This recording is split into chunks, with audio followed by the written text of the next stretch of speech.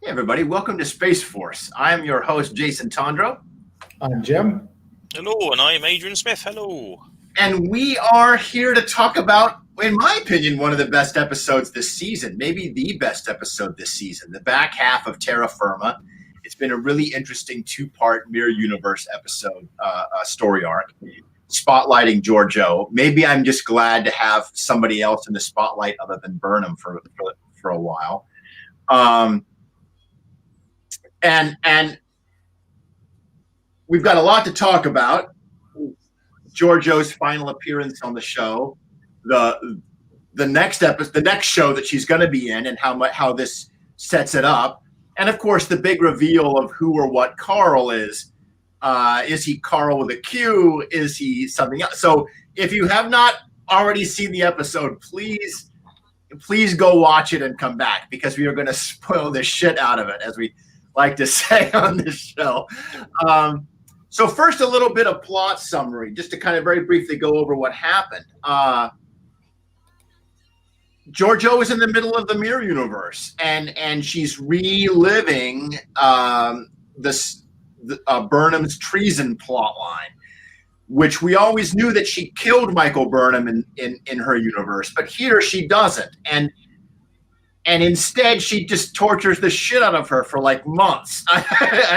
I don't think Georgiou is, necessarily taking the right course of action here. But anyway, so instead of killing Burnham is tortured and interrogated, and eventually convinces Georgiou that she's been broken, or appears to convince Georgiou that she's been broken. There's a lot of I knew you knew that I knew that kind of going on in this episode. But eventually, it all ultimately culminates in a mass mutiny and a big shootout. And Georgiou finds herself in a hand-to-hand combat with Burnham, and again kills her, dying at the same time. And she wakes up back in the Prime Universe outside the doorway with Carl, where it is revealed that Carl is indeed, as Jim put forward last week, gold star for Jim, the Guardian of Forever, essentially incarnate in human form. And he reveals that the whole thing was a test of Georgiou's character. Georgiou feels like she failed. She still had to kill Burnham. And Carl's like, yeah, well, but you tried. And you helped Saru, and Saru will help others. And you get an A for effort. And so he helps Georgiou by transporting her back, apparently back in time to, if I understand correctly, a time when the Mirror Universe and the Prime Universe had not yet separated. This has been a big point of contention or conversation amongst Star Trek heads for a long time. What moment is it that caused the Mirror Universe to separate? And it keeps getting pushed further and further backwards. Anyway, and then everybody meets back up on Discovery to sort of toast Georgiou, and the story appears to be that she's gone. Burnham doesn't really reveal what happened to Saru. Saru, I think, kind of understands that she's just gone, and we're not going to talk about it. And they all toast her as if she's dead, and that's the end of the episode. Abe, what did you think? All in all, quite happy with it. Yeah. It's, again, like you said before, the idea that this is not a Burnham-centric episode, but it does actually feature her as an important part of it. Yeah. Fantastic. Yeah. Just what I wanted. There's some very interesting stuff coming on. I've just read some stuff today, an interview with Michelle Yeoh, and she was saying like this wasn't the original plan, because before they decided to shoot him off into the future, they knew this Section 31 story might be the kind of like coming up. And they had to kind of do this to kind of send her back to actually carry on with that kind of thing. So I'm glad that the showrunners managed to actually get the opportunity to do that, and hopefully kind of steer in the right direction. But yeah, all in all, happy with it. Yeah, there's lots of good stuff there that specifics I'd like to talk about at some point. But yeah. Jim. So by and large, I loved it. I thought I thought we got a good episode. Now I'm a little hesitant to say it's good because I don't want people to hear, oh, it's a male universe show episode, and therefore it's good. So what we need to do is create more male universe content. It's good because it was character centered. Right. It was a story about one character having to make a decision and having to revisit the sins of their past in a way that didn't get them killed. Yeah. Outright murdered by some rando because they were like, oh, the emperor was weak. And having to play subterfuge in such a way that was acknowledging, yes, I was a bad person, but I can maybe be something better. And to me, that is we need redemption stories, just Paul for the cause. I agree. Human people, we need to be able to see examples of people owning up to their mistakes and bettering themselves in the process. Yeah. And this was a wonderful example of that. Yeah. Those some things I want to revisit with the newspaper from the last episode, some little Easter eggs. But, for the most part, for 2 hours of Discovery, I loved it, except the last 5 minutes. So let's talk. Let's talk about that goodbye scene when everybody gets together and they all toast Georgiou. Aid, you're groaning a little bit on your own. What did you think? I tell you, I'm not quite sure why they kept Georgiou's fate a secret from the rest of the crew. I don't quite know why they did that. Again, they're already time travelers, so the idea that there's something out there that can travel. Literally, the only reason I can think of is, oh, what do you mean? There's a doorway to the past. Can't we just nip back tomorrow then? And that's the only reason I can think about it. But they don't mention that. The idea that if she'd have said to Saru, this is what happens, and Saru says, then we can't tell the crew because if they know there's a way back, they're going to want to go back tomorrow. We have to crack on. If that had been a line in it, or if Burnham had uttered it or something, that would have been nice. So that was just the kind of the idea that I kind of alluded to from what was the idea. The thing, it was the Burnham Georgiou stuff that was annoying me a little bit again, because it's the same situation. We've now seen the Mirror Universe Georgiou's relationship with Mirror Universe Burnham, right? Yeah. We've seen that she had a relationship with Burnham since she was very, very small and brought up all the way through. That is not Prime Burnham. And the idea that they have this kind of relationship as if it was, it still niggles me so much. Yeah, it's like this isn't even the Georgiou. She can have a relationship with this Georgiou, but it seems to me she's almost like using her. Burnham's almost using Georgiou to basically say, okay, these are the feelings I can't tell my Georgiou because she's dead. I'm going to express them to you, even though you didn't actually do the things I'm expressing to the gratitude to So it does seem really odd. They've got this weird kind of relationship to go into, but they're not the actual people they're trying to talk to. They're just kind of close approximations, and that'll do. And it's a strange thing, Yeah, I find that very interesting. I think you're absolutely right. I think both of those characters, Burnham and Georgiou, are displacing. They're projecting. They're projecting onto each other the people that they want each other to be. It's very interesting. Jim, what do you think? Now, I'm willing to give the Georgiou Burnham bit when they came out of when she comes out of time and and she's still experiencing the ripping effect of her cells being torn apart. Yeah, and they have that dialogue. And, he announces, I am the guardian of forever, and they use the old little sound clip. All of that stuff worked for me because there's a piece of the puzzle that we don't know, and that's the year that Burnham has spent in this more Terran-like future. Oh, okay. So we don't know what it is that she's had to do in that last year, those 12 months. Sure. We know that it's shaken like a core foundation of who Burnham is. Yeah. Maybe she had to make decisions more aligned with the Emperor than with Captain Georgiou.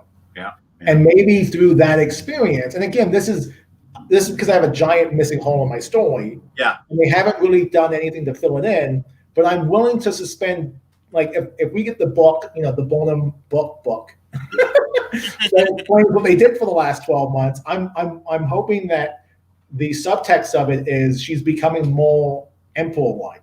I wish they would call that book The Thing We Did in That Place That Time. You know what? That'd be perfect. That would be perfect for you. So I was willing to suspend disbelief for that because, like, I initially had the same misgivings of like these are two different people. There was some projection going on, but then I thought about it. I was like, okay, this is a Bonham that's missing a year. You know, this is a 1 year later Bonham. Yeah. We've already seen that it's shaken up a lot of her foundational beliefs, and maybe away from Georgiou, she was able to reconcile some of those thoughts. You know what I love is there's actually this moment when right as they're getting ready to say goodbye and Georgiou's about to step to the door, where Burnham says, "You're my Georgiou," and Georgiou sort of laughs, and I get what she's trying to say there, which is Burnham is trying to acknowledge that she has spent the last year plus with a new person who's not the Georgiou that she knew. And she's trying to say there, I acknowledge you as being a different person than the memory I have of this other person that died. We don't get. Sorry, it's like the best thing they've done with it as well is they didn't fix her. Yeah, she's still the same Georgiou. So like the idea they're saying, oh, you're genetically predetermined to be aggressive and all this kind of stuff. They could have said, oh, we've got the technology to put that right. Okay, that's good then. We get prime Georgiou 2.0. They didn't do that. They gave us some better decisions and some better, like a chance to redeem themselves in that way. But they haven't kind of just said, okay, you're completely different now. You're effectively the same copy. So she's theoretically the same character. And hopefully that will show up in the series. And back in Doc Savage stories, Doc used to have this machine where he would basically hypnotize criminals and take away all of their criminal instincts. He would capture people. The bad guy. He would capture the bad guy, put them in the brainwashing machine, and make them good people that change their alignment, right, and that kick them back out. It was a 1930s story. Today we would freak the fuck out with that kind of a story, right? Like that would be like we would call it mind rapey and stuff. And so I'm glad. So they didn't do that to Georgiou. They didn't edit her DNA to take out her evil tendencies. And you see this in the episode when she tortures Burnham. And now we can explain that away as saying, well, she had to torture Burnham because everybody is watching her and she has to be Empress and she has to show her. Go ahead, Jim. You're like about to disagree with that. But it's not about Burnham. Right. That's the beauty of this episode. Like it wasn't like Georgiou's fixation was saving Burnham, but Georgiou's redemption is saving Saru. Right. Following Saru not to give up, to continue on. Yeah. That is the moment that she's at her weakest, is when she takes Saru as whole slave in the previous episode. Yeah. That's the thing that Carl comments on. Yeah. Like, you didn't have to do that. You will focus on one thing, and then you did this other good thing that was entirely altruistic, that actually put you in a more detrimental position with everyone else, because everyone in that, because it was a public thing. Like the whole cast was in that room. They all saw her do that. Yeah. And the cool thing is also she was also willing to kill off the other conspirators as well. So he wasn't literally going straight down to like, okay, I'm chaotic neutral, chaotic evil to lawful good. It's like, well, okay, I've got to save everybody. I'll just talk all of them around. It's like, no, they deserve to die. They still conspired against me, but I'm trying to do this. So that was kind of shows us she's still got an edge to her. I did notice that Georgiou's altruistic action paid off in the end, however, when Saru led the slave rebellion to save her, right? Yeah. Which was my favorite bit, like Saru showing up with a gun and just like terminating it. It was the kind of silly camp that Star Trek does. That I'm like, you know what, you own that smile on my face. Yeah. Well, so speaking of earning things, let's get back to the toasting of Georgiou. When all the characters in turn, even characters that have had like one scene with Georgiou in her entire appearance, and yes, Jet, I'm looking at you. All raise a glass and toast Empress Georgiou. 8? Yeah. Again, we're in a situation where I can't remember some characters' names because I don't know who they are. So the idea, random character says one thing about somebody we actually care crap about. It's like, okay, fine. Yeah, obviously you get the situation where all of this stuff is happening off screen, and obviously that you're not expecting to know every single thing that happens during it. But it would have been nice. Again, the weird thing, who was missing from that lineup? Obviously, the guy that's missing is Linus. Linus. And Linus, come on, I need to borrow your eyes, Linus. Where the hell did that go? Where did that go? That really annoys me, actually. That I don't know what happened here. Like, did we just overread into that casual line? Did we heard Georgiou say to Linus, like, is it true that you can see all these, you have these really powerful eyes that can see all these colors and tiny, and I assumed, okay, it's Georgiou. She's got to have some sort of plot in mind. It's got to be a scheme. This is a plot, damn it. And Georgiou should have been the Dr. Zachary Smith of Discovery, where she's always, but no. Weird. Very strange. Very strange. And then, Jim, you reminded us weeks ago about Linus's appearance in these Instagram posts where he acknowledges his crush on Georgiou and that they're eating popcorn together as they watch black and white movies. What happened? So the only thing I can think of is in the old set dressing days of Bowman era Trek, when they had a power relay, they would have the initials GNDN, which is goes nowhere, does nothing. Yeah. And that line is the equivalent of goes nowhere, does nothing. Because it sets up this interesting, like, tell me about your eyesight. Like, there's this really intriguing line. And for me, I was reading, like, we know that she's eating extraterrestrials on TV. Like, I'm like, oh my God, is Linus going to die? Is she going to eat her eye? Nice. Yeah. And thankfully it wasn't that, but it wasn't anything. And him handing her popcorn in the movie scene is cute, but it's not. It doesn't go anywhere. It does nothing. And that was like sort of the reminder, like, we don't have a payoff. Yeah, that's right. And the other thing is, so we get that scene where everyone's applauding Michelle Yeoh leaving the cast, and that's what it feels like. It feels like they're saying these things, and yes, they're saying to Georgiou, but it sounds like they're saying, like, from the actors' performances, I don't know who this Georgiou is that they're talking about. Yeah. Like, they all know that she's the male evil person. Yes. Yeah. Like, Tilly knows that. We know that Tilly knows that for sure. Like, do the other characters just not know that she's from the other universe? 90% of them work with the original one on the Shinzon. So it's like, there's no mention of that either. It's weird. It did feel like the cast saying goodbye to their fellow cast member. Mm-hmm. A tribute to Georgiou's contribution to the show, rather than a conversation about the actual character that we have been watching for the last 2 seasons. Now, according to the what I read the other day, the other Kelpian that was killed in episode 1, or literally was due to be terminated in episode 1, is played by the same person who plays Linus, right? Oh. So whether or not the guy charging in with Saru is the same person as well. And they said, well, we can't do 2 makeups on you, mister. You've got one or the other. Which one are you going to be? Right, you're the Kelpian, right? And you go, no Linus for you. That's the only reason I can think of. See, the thing that kills me is they actually do have, like, the 2 Ariums on screen at the same time. Yes. And they have a fight sequence, and they don't have the 2 Ariums fighting each other. That's what I wanted the 2 different actors, different actresses to square off and actually just have a little cute little fight scene. But instead, she fights Tilly and then gets shot in the head. Do you know why the original Arium left and then came? Because obviously, the normal thing is the character leaves, you replace her with another actress. But the idea she even came back for these 2 episodes, it's like, it couldn't have been that bad that you didn't want to come back. So what happened?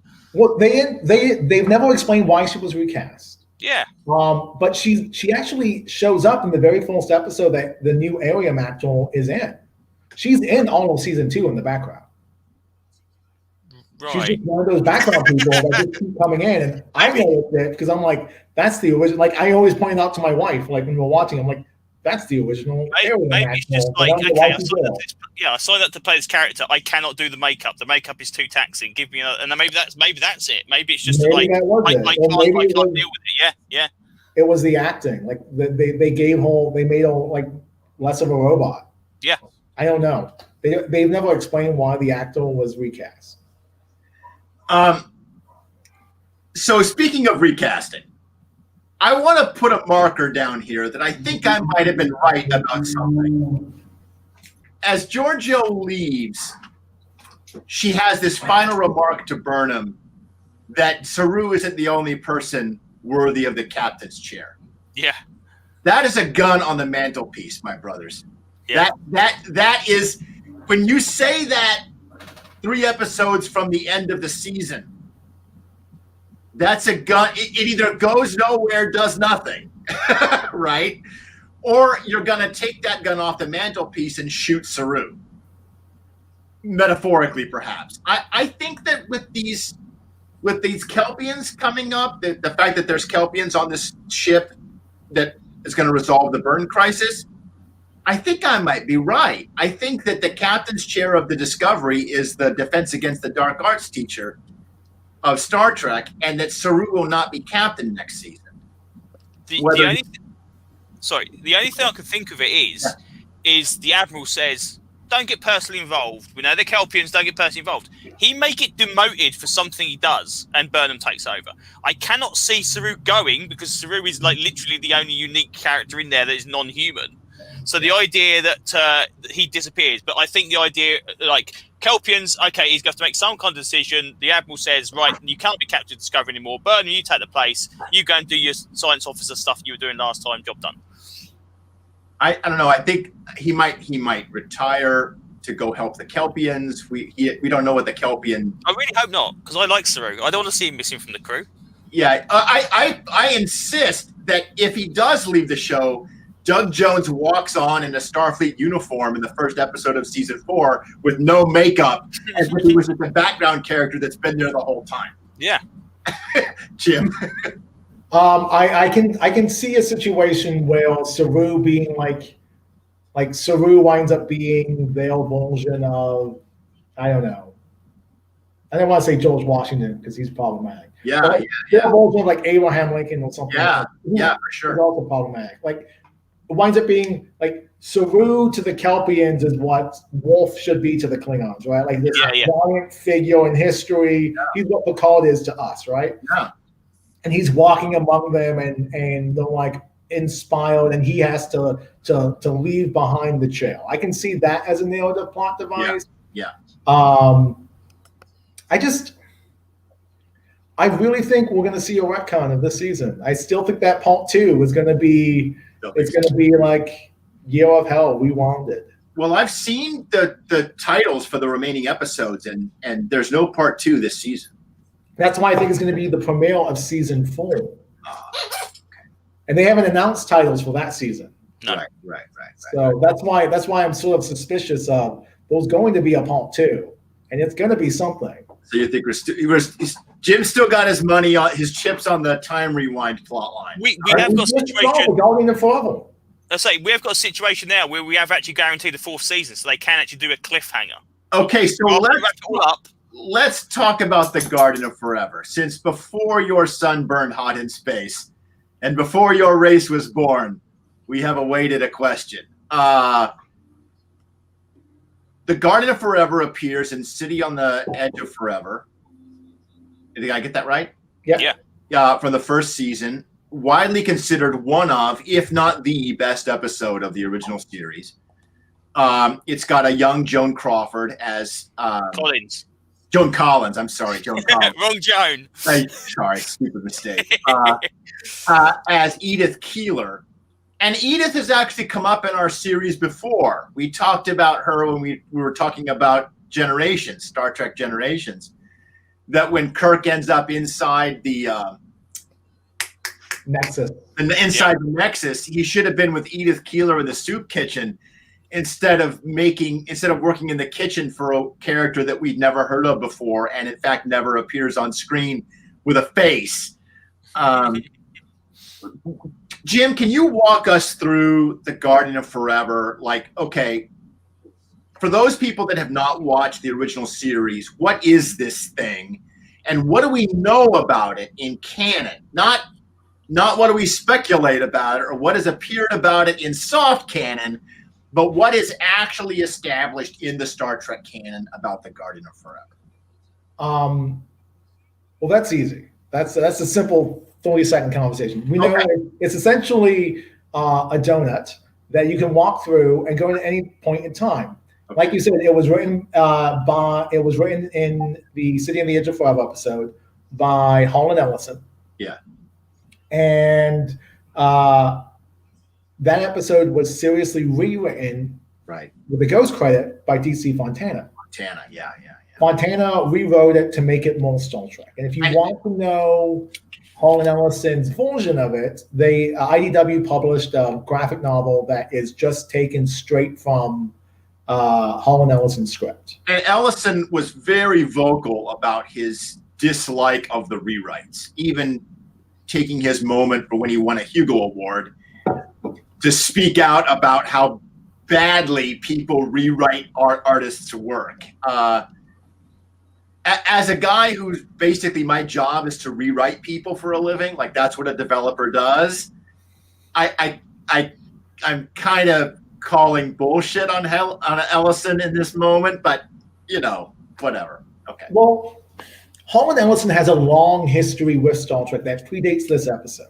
Okay. So when the original series was getting off the ground, and they were trying to do hard science fiction, and they were, they did the Western, the wagon train to the stars was to appease the suits.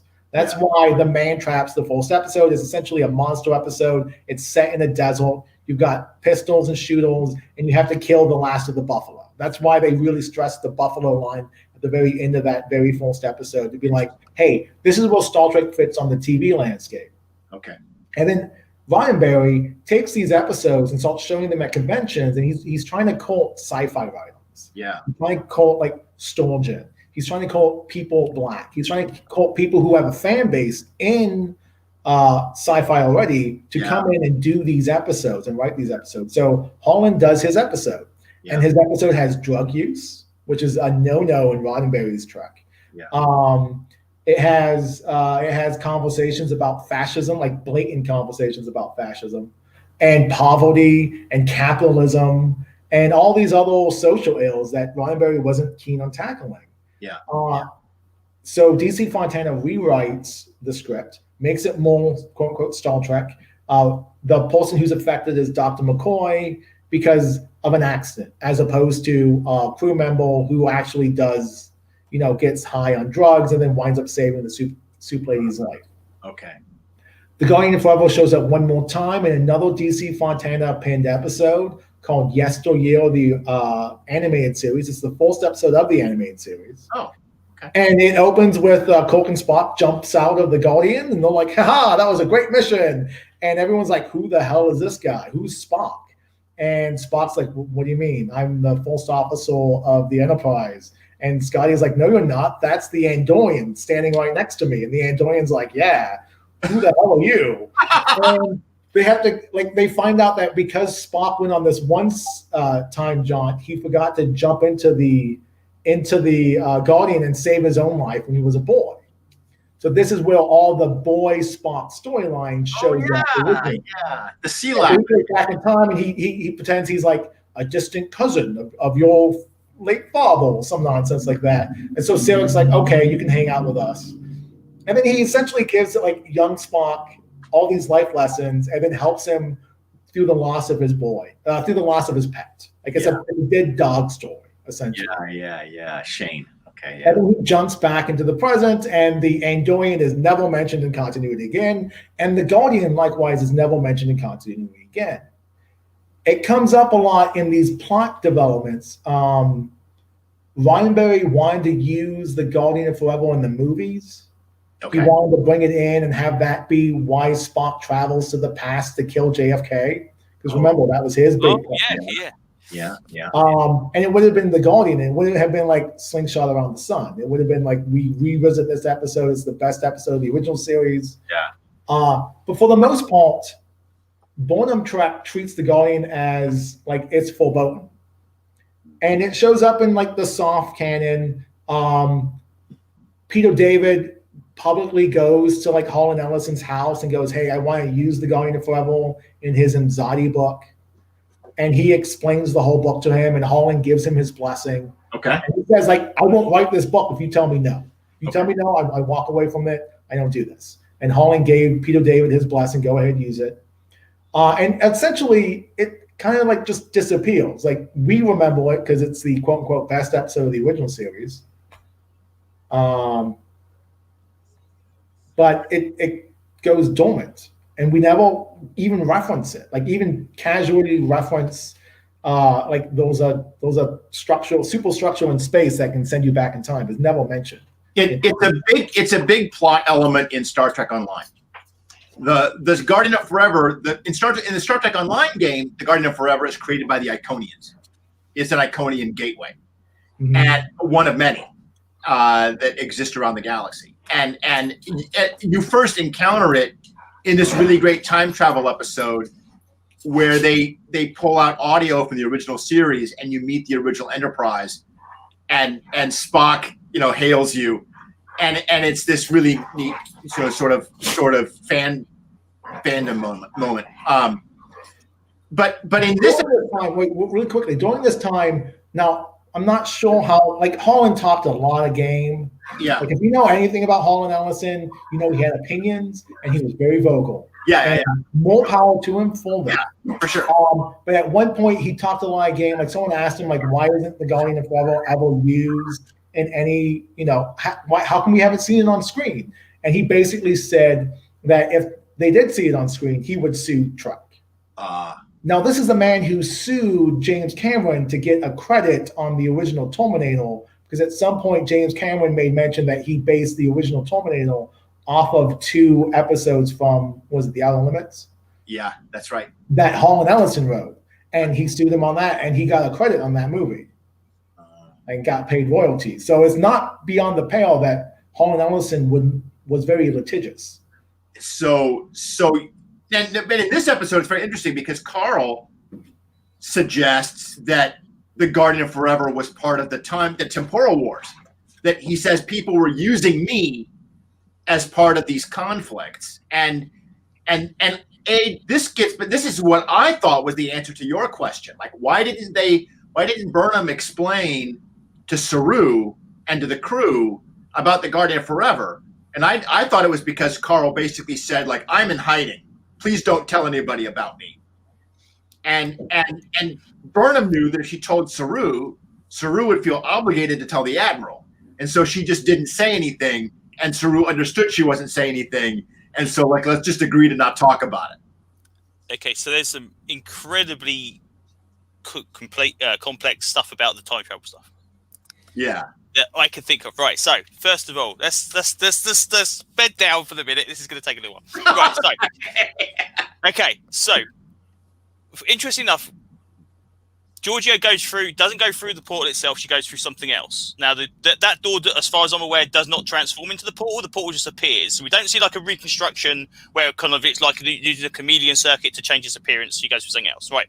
So we don't know technically if she actually went back in time to another universe, or if it was just a simulation, like we said. No, we do know that because she asks that question at the end of the episode, and Carl says the answer's on your wrist, and her wrist. Oh, true. Yes, that is true. She's been alive for 3 more months. So the offshoot of that being is now theoretically we can still have the same, as you were saying last time about Stamets dying. Yeah, that can still happen, right? Because now Georgiou traveling into the past has created a tangential universe where Saru's led the rebellion, and now the Terran Empire is probably going to get beaten up, and all of the stuff we see in DS9 in the far future doesn't happen because of the Kelpians doing their thing, right? I'm not sure that it's a tangential universe, as I understood it from Carl, and Jim, I see you. What I understood is that she actually changed the future of the mirror universe. But I don't think you can, because technically speaking, it's the same kind of thing that happens with the Kelvin universe. And the Kelvin universe is a parallel. So I think she creates another version. Okay, Jim's chomping at the but you can, because that's the whole point. Like we often see that, like, look back at the original episode, The City on the Edge of Forever. They go back in time and they change the present. They change the universe. And then they have to go back in and fix it. Yeah, but that also depends on how you view it. Because if you watch like the episodes, like I think it's Parallels, where you have all the different enterprises. Now, technically means there's multiple timelines, and they just happen to travel from one to the other. That doesn't necessarily mean there aren't multiple ones out there, right? So Jim? the other thing about go, Jim, you did this bit first, and I got something about the actual Guardian itself as well. Yeah. All right. I love video. So this is why I want to dovetail to the Easter eggs in the newspaper. Yeah. Okay. Sure. Cool. Because the newspaper was the reason why I was like, okay, this is the Going to Forever. Here's the reason why. It kind of looks like a Holland Ellison creation. It's kind of weird. And if you've read any of Holland Ellison science fiction, it's always a little weird and a little irreferential. For sure. So there's a lot of like little Easter eggs, like the paper costs a number of quantlus. They reference a couple big events, but in the back, in the very back of the paper, it says Wolf wins bat left competition. Okay. That matters because, yes, Jason, you're correct. The way Star Trek handled time travel was originally you go back in time and you can fix it. Yeah. And whatever you fix, that became the prime universe. But in the episode Parallels, which is a season 7 episode where Worf travels to multiple realities, that is the first time we start seeing the splintering, like you step on a cockroach here, you may go back and save that cockroach, but that new timeline that you created exists adjacent to yours. Yes, exactly. And this is kind of fundamentally why the Kelvinverse is like you could disregard because you say that's just an offshoot rather than replacing Star Trek. That's an offshoot of Star Trek. That's what, and we've seen that because they even acknowledge the fact that we have a character come from the Kelvinverse to this universe. Yeah. To say there are parallels. Maybe there's different kinds of time travel. Like maybe some time travel creates a splinter universe, but other forms of time travel, like the Guardian of Forever, are somehow more powerful or more rooted in reality. And when you make changes from that time travel, that actually changes the future that you're in. And that requires an exposition scene, and this show is allergic to exposition scenes. Well, again, right. So the interesting thing about that is as well, if you use the Guardian as a thing, right? He mentions the fact that he was used during the temporal wars, right? Yeah. So if every time someone's going back, they're creating a tangential universe, there's nothing to say that Discovery now is not in their own timeline. They're in a parallel timeline that's been altered during that warfare. Yeah. This is not necessarily A to B timeline from Discovery to now. This could be one of many because someone back could have used that to change something. So that kind of gives them free reign to get away with anything now. If they want to change next generation stuff that happened, they can say, well, it didn't happen in this timeline now. We've introduced time travel. Like you said, it's a get out clause. It's also a way of sweeping stuff away they don't like. Here's the problem. I want to blame the president of UPN circa 2002, 2001, who told Bowman and not Pillow, who was the other guy? Braga, Star Trek isn't enough. I need a new sci-fi hook. And they came up with the temporal Cold War. Yeah.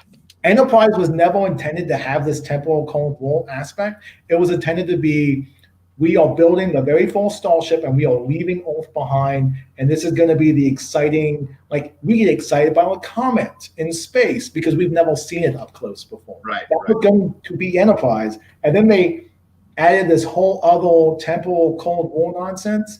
And I sort of feel like Discovery now has to pick up that back. Interesting. The people love time travel stories or they hate them. I happen to dig time travel stories. A lot of my players in the games I try to run approach the topic with cold feet, frankly. I'm usually the most excited person about time travel in the room. But there's a real danger here because, Aid, if you're right, if every time they travel through time, they just create an alternate timeline, it removes the dramatic tension of the story that we're watching. Oh, it does, yeah. Nothing really matters then. Like you can go back in time and do whatever you want, and you can fuck up or make whatever mistakes you want, and the future that you're from still exists, and the new future still exists, and everybody. There's no ramifications. There's no consequences to your actions because it's just infinite timelines, and that's very bad from a narrative strength standpoint. Like this is the thing. If you cement it as basically saying if you create a parallel universe, then the other one ceases to exist. Okay, that is something, right? So the idea with the Kelvin universe that now discards everything past the Kelvin, yeah, which obviously it hasn't done. So we now have that in canon. We have two parallel timelines. Okay, so if you go to the Back to the Future little chalkboard with Emmett Brown doing his thing, if technically speaking that offshoot where he creates it off, you cannot previously return back to the original timeline unless you go back kind of like a couple of days before to change it back again. Right. That is a way of doing it. Okay, but they haven't done that. They basically said the Kelvin did this. This guy came from the Kelvin Next Generation universe and traveled to this universe. They both exist at the same time. Ultimately, I think the show is just telling us to not try to overthink it. And unfortunately, it's trying to do this for Star Trek fans who are notorious for overthinking it, right? Like they're saying, like, just like, don't you? Did you guys ever see Looper? Yes. A wonderful time travel movie. And at one point, like they're sitting across from each other, the two different time versions of the same character. And the older guy says, look, I could spend all day trying to explain time travel by drawing lines on the ground with straws or whatever. But ultimately, you're just going to have to believe me. This is how it works, right? And there's a similar scene in the Avengers Endgame when they just sort of throw up their hands and say, you mean it doesn't work like Back to the Future? No, it doesn't work like Back to the Future. Just this is how it works. In this episode, this is how it works. So I think they had to do this, but like we said before, they had to do this because for a reason to get Georgiou back to somewhere. I mean, once you introduce the idea of her being removed from the universe, and that's it, you've got to get back to a nearer time than she was previously, purely to reinstate that fact. Now they could have done something else with Georgiou instead of kind of instigating this dimensional drift thing going on, but it didn't. The interesting thing is as well is Burnham doesn't go to the Guardian. Oh, by the way, while you're here, can you just tell me what happened to the burn? Can I just pop back over there? There's none of that. So I don't know if this is going to be a thing where we're going to see it constantly referenced, and we're going to even see Carl ever again. I mean, I'm still hoping for that Section 31, bad quantum leap thing with Carl as the main instigator. Let's see if that happens. But I think it's kind of, again, it's very like the classic series. We get a time travel episode. They find something that does time travel. By next episode, everyone forgets it even really existed. It's never mentioned again. Yeah, Jim. I think the thing is you're 100% correct when you say it depends on how the time travel works in that particular episode. Yeah. Because Trek has done it both ways. Trek has done, you can go back in time and fix something, and that gives you narrative oomph. Or you go back in time and there's going to be that universe where Locutus assimilates everyone. Like it's the ultimate what if scenarios, right? And we have already established in this universe that time travel does create a split reality, right? We've already established that the details of what you're watching may change depending on someone else's time travel story impacting it. And fans like myself can sit there and come up with all little fan theories. But I kind of think Star Trek needs to get like a third party, like whether that's Carl or Q or Prophet of the Universe, and just be like, hey, here's how time travel is supposed to work from now on. Right. It sort of needs like a Crisis on Infinite Earths moment. Yeah. To clean up the confusions that we're having. And I don't know if Discovery is that show. Can I call it Crisis of Infinite Carls? The idea also that Carl and the Guardian were actually used as time travel during the Temple Car Wars would also explain why Suri obviously doesn't tell the captain, because obviously we could go back and use it again if they wanted to do so. But the weird thing about it is it seems to be that the decision not to use time travel was like mankind and alien kind's decision not to do it, rather than the Guardian just saying, no, closing up shop, you're not going to fight, so they kind of moved for their own good, but it wasn't like they just decided, no, the portal's now switched off, you cannot use it anymore. So obviously they you can use it every so often to pop some people through if you need to, but general consensus by the Federation and the likes is like, no, we're not going to do that anymore. And one of the problems that we have is we don't know who was fighting in the Temple Cold War. Yeah, we know that there was one guy named Daniels. There was this new character they introduced a couple episodes ago from the Kelvin universe. Yep. That's it. We know that there was a future guy who's amassed sort of person, and that could be Cronenberg at this point. Because which is what someone suggested the other day. It was originally supposed to be Archer, right? That was the original plot line. It was going to be future Archer. That was the initial plot line that they came up with like 3 or 4 seasons in. They never had a plot. They never had an idea of who this character was. Yeah. So you just have this magic man show up to do whatever the plot needed them to do in that particular given episode to follow the time travel thing. And no one's ever sat down and said like, oh, okay, this is mankind fighting with itself. Or this okay, we all know, you know who it was though, don't we, in the end of the day? Who was it? Dean Stockwell. I'm sorry, who? Dean Stockwell, Al from Quantum Leap. Oh, yeah. Obviously. I mean, of course it was. He was telling Archer what to do. It was obvious. Oh, my God. You know what? If it wound up being... See, they can't even use that gag because Dean Stockwell shows up in an episode of Enterprise. I know, exactly, yeah. You know what? That would have been the perfect. I would have accepted That would have been brilliant, exactly, yeah. So at the end of the episode, Georgiou is sent by Carl, as I understand it, to a time when the mirror universe and the prime universe had not yet diverged, or at least had not completely diverged. Maybe there are differences, but they're minor. Okay. When or where do we think this is? I've got my fingers crossed for this one. Okay, go ahead. Hit it. I really, really, really, really hope they do not go anywhere near Classic Trek and Discovery era. I hope Picard era at the least, because we want to see more of that future world building stuff. Yeah, we want to see everything past the last appearance of the mirror universe, because obviously it's close enough then. So everything subsequent after that, we don't want to see where does this fit in with the mirror universe stuff. We want to see everything past that. So anything after Next Generation, anything after Picard. That's the era I'd prefer it to go back to. It's Deep Space Nine, right? That's the last time that the mirror universe we never had a mirror universe Voyager episode, right? No, just the Enterprise ones, which obviously came later, but they were set earlier. Yeah. So presumably sometime after DS9's mirror universe is when you're shooting for. Totally. That's what you're aiming at. Oh yeah, anything after the end of all the series, so anything they do can be new. It could be in that gap between Next Generation and Picard if they really wanted to. Preferably, I would say, set it either parallel with it, slightly later, so that they don't run into the same problems. I think they're going to... The idea, if you've got all of time to play with, don't try and tell it in a 15-month gap between 2 episodes. That's just stupid. You give yourself a lot of free rein to actually do what you want to do with it. Jim, what about you? I want it to be the soup kitchen. Yeah, okay. You're talking about the Guardian of Forever soup kitchen. I want her to show up, 1940s, New York City. Edith Keeler was there. She's walking in the soup kitchen, and it doesn't have to be the whole show. Like, just give me the pilot, and have that choice that Coke makes. Have that be the start of the male universe. Which is what they suggested. Yeah. Save Edith or kill her or let her die.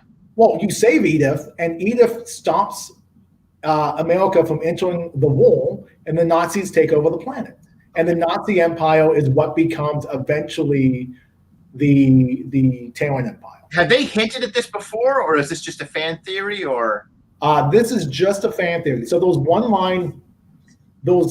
when Enterprise did the Defiant goes back in time to the male universe, yes, and they did that episode, Dr. Flop. And that two-parter was originally going to have Shatner as the Emperor, but he wouldn't show up, and so they couldn't do that. Well, no. Shatner proposed being the Emperor. He wanted to be Tiberius. Oh. They couldn't make it work, and they were like, well, why don't we make you the chef instead? Okay. And Shatner's like, I'm not showing up to be a chef. Yeah. Like, I'll show up to be male cook. Yeah. And they couldn't quite figure out how the mechanics of that would work, considering that Enterprise is still 100 years before Shatner. Yeah. I see. So there was that point. My supposition is have her go back in time, have her make that decision, and then have her just jumping between the two universes. Oh. Have the Section 31 be a shadow organization, not just for Star Trek, but just for all of Star Trek, not just for the Prime universe, but have it going back and forth between the two of them.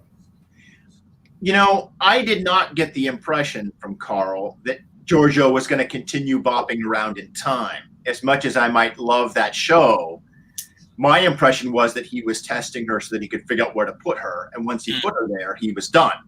Mm-hmm. And that very well could be it. It's interesting because before Discovery came out, and we heard that we were getting a new Star Trek show, and it was going to be an ensemble sort of rotating cast show like American Horror Story, where every season would be a different Star Trek show. Like they would do some episodes and they would do a series in the past, and then they would skip up and maybe do something after DS9, and then they might go and do like a Mirror Universe series or whatever. And every season it would be a different Star Trek. And I really, really, really wanted that show. And when we got Discovery, it was not what I wanted, and I felt kind of let down. I would really love to see Georgiou be a time-hopping temporal agent, but I don't think that's a show we're getting, to everyone's detriment. I don't know what it's going to be. The idea of a period piece, of putting her in the 1930s, is very interesting. My knowledge of the corporate production world tells me that I think that would be a really hard sell. It's got no spaceships. It's got no phasers. It's got none of the stuff that we expect Star Trek to have. That doesn't mean it wouldn't be a great show to write, but it means you have to sell people on it, and that's a pretty hard. It would be more like Man in the High Castle than Star Trek. The thing also you've got to worry about is whether if they do this Section 31 show, is that Section 31 have always been shown to be pretty dodgy. Yeah. And the idea that every episode is Georgiou doing something a bit dodgy is either going to grate in some people. Some people are going to see, the whole kind of like Roddenberry's idea of, this utopia where we're watching the bad guys screw everybody else over. That is not a thing they want to do. Right. So they're going to have to play very, very careful with what actually the storylines are going to be. If she's like a member of Starfleet Intelligence and she's doing espionage stuff, but technically for the good of the Federation and for the general people, fine. I think the idea she's basically, which is not what she was doing when she was a person in Section 31. The idea of go and plant these bombs on Romulus, will you please? That's not, general good stuff. So it'd be very interesting to see where it goes to. I think what they've set themselves up for is they have to find a way to channel Chris Claremont Magneto. Tell us what you mean by that. So. And I mean really good Chris Claremont Magneto. I know exactly what you mean. Yeah. Tell the audience. So in the X-Men comics, Magneto, up until the time Chris Claremont gets a hold of him, he's just a bad guy. He has magnet powers. He's related to two of the Avengers. He's just kind of a joke. But he doesn't have much of a thing. Like, I want to take over the planet. Like, he's got a Dr. Doom motivation, but we don't know why. He's a conqueror. Chris Claremont comes in and says, oh, you are a survivor of the Holocaust. You're Jewish. And he starts giving him these layers. And eventually, because he keeps giving him these layers, Magneto comes to a point where he's still a bad guy, but he's trying to be good. Like, Xavier winds up leaving, Bazoon dead, leaving the planet, and it's Magneto and his X-Men. Yeah. And it's him trying to live up to this ideal that he's always sort of falling short behind. And if they can find a way to give us a sassy Georgiou who's living up to an ideal, who will still do the dodgy thing, as Aid said, who will still plant the bombs, but does it in such a way that shows, oh, I'm on a story of continual redemption. The problem with redemption stories is it's within the framework of whatever the hour-long TV show is. Yep. Like, Kylo Ren has to be a good guy by the end of Rise of Skywalker because that's the story we're trying to tell. It doesn't show like a lifetime of making amends and apologizing and showing, hey, I fucked up, and owning your mistakes. And Georgiou has the option of doing that and showing us that on a TV show. Redemption in real life is an endless series of small things.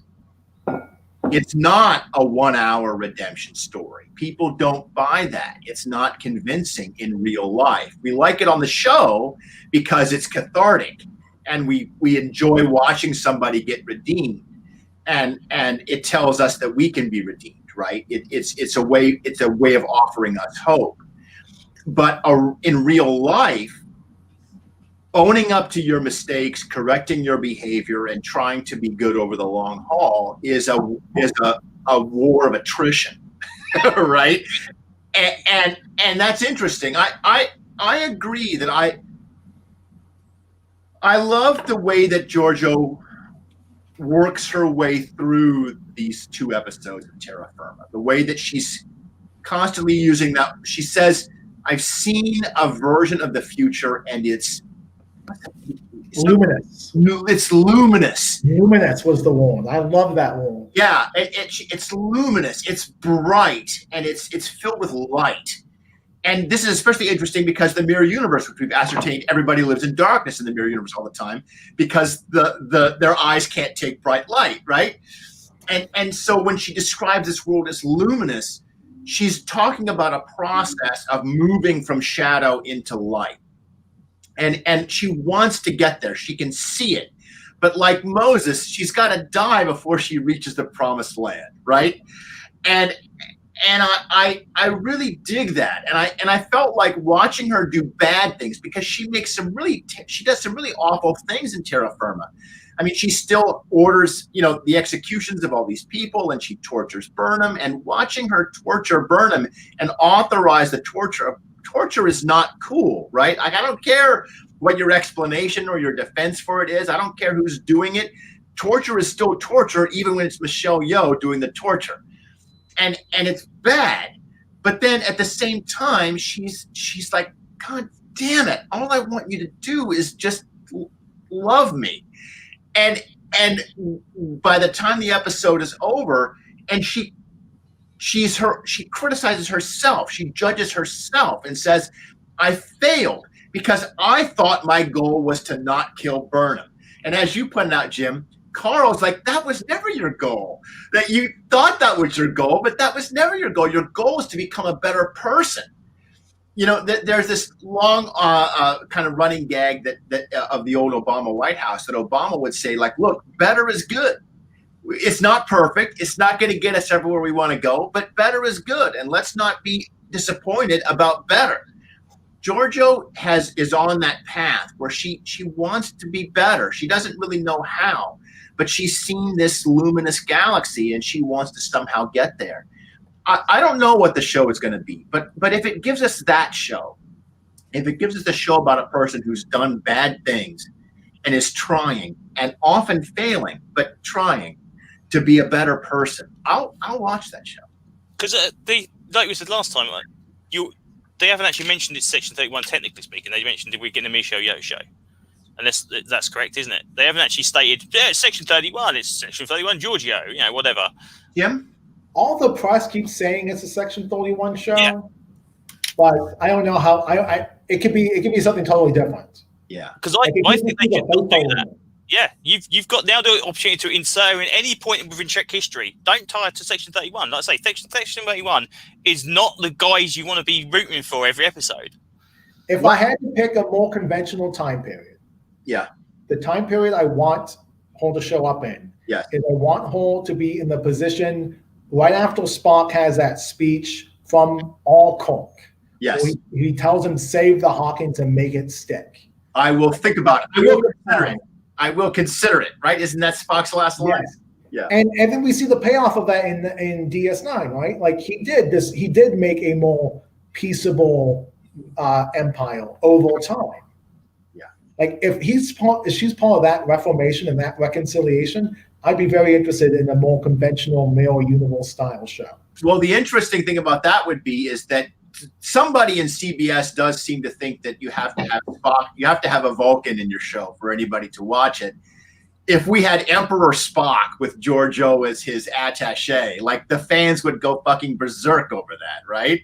And they've already shown Ethan Peck with facial hair. Like, no, but you can't have Ethan Peck do it because he's going to be in Strange New Worlds. Like they'd have to cast an old. Are they going to get Zachary Quinto to come back and grow a goatee? They might. They now have access to that. That's now part of the mandate. They have access to all the toys. What I find an interesting idea is President Archer. Sending Georgiou back to basically pick up where Enterprise left off, and Archer is president of the new federation, and Georgiou is his attaché or whatever. And I would find that interesting. So that's what makes me want it to be a time travel hopping series, because all these ideas are good. Yeah. The idea you could do that for one season and then go, that sounds great, because you could explore all these different ideas. The idea that you can do, okay, we're doing a story from it, we're doing a two-part in this episode, we're doing a thing, or you want to see something about Axanar, well, there you go. You want to see something about the formation of the Klingon Empire, there you go. It's all this kind of stuff would be really, really cool. And the idea you because we've got Trek, we've got Discovery Trek, we have Picard Trek obviously being nearer in the setting to the original stuff, so we don't necessarily need to see anything outside stuff without it butting heads against something that's already been previously established or is about to previously established. So the idea we do something where we can kind of dot around stuff, that would be brilliant. My only point of contention about your President Alchor's show, because I'm a giant champion of President Alchor. If that's the one show, if you give me a boatload of money, I'll make it. I'll make it tomorrow. I'll stop everything. They've been very dodgy, the writing staff, about whether or not Georgiou is related to Hashi Soto in Enterprise. Yeah. There was a couple references, because first off, we see Hoshi, the very end of the male universe, she's the Emperor. Yeah. And they established in the last episode that Georgiou is a poor person who rose to the ranks. And then Burnham says, oh, that was a lie. So that whole dance number was a lie. And the other thing is, we know that she was born in Malaysia, and Hashi Soto has a cabin in Malaysia, specifically near the beaches that this Georgiou grows up in. Do you know, I completely forgot Hoshi was actually Emperor in the Mirror Universe. Enterprise, yeah. So if you do that, I need to know definitively whether or not these two characters are related. I don't necessarily need them to be related, but I need to know what the lineage is. Well, we were going to have to wait a while before we get the answers to this question, because Georgiou has now left the show, and we are back on Kelpian time. Is the Georgiou actually got a slated time for release yet? No. That's what I thought. I don't know if they've gone into pre-production. I know those scripts being made. Yeah. I don't think they've gone into shooting production. I think because the next show to be shot. No. Discovery season 4 is being Discovery 4 and then Picard. That's what I thought. Yeah, that's right. Well, if the writing team, if the last two episodes are any indication of what we can expect from the Georgiou series, I think it's going to be strong. The writing is really great. Again, character episodes, like you said. Character episodes, yeah. It's about character drama, yeah, for sure. And lots of blue eyeshadow and all right. So anyway, we've got 3 episodes left, I believe, to wrap up the Burn plot line and rescue the Kelpians. And you notice that we found out there's a person still alive on that starship, so we know it's going to be the Kelpian representative. And we have 3 episodes to wrap up this whole season. Will we get the big time rewind or now, as Abe noted, it's almost certainly going to end on a cliffhanger, because we know that a season 4 is coming, so they can do that. It's going to be interesting. We will be back next week. So thank you everybody for watching. Live long and prosper, and we'll see you then.